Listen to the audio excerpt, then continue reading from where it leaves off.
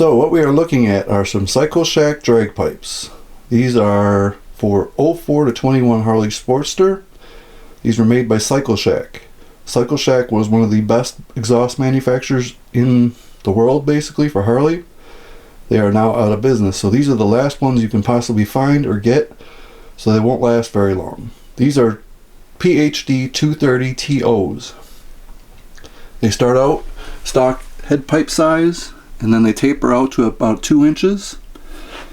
And then you have a turnout muffler with no baffles. These retain the stock crossover pipe. If you're running these, you can run them on 04 to 06 without any modifications, and then 07 to 21 you're going to have to weld in exhaust bungs for your O2 sensors. Now, I was able to find a video of what PhD 230 regular pipes sound like, so I'm going to attach that to this video. Was not able to find ones with the actual turnouts and how they sound, but they should be very similar because they're pretty much the same exhaust.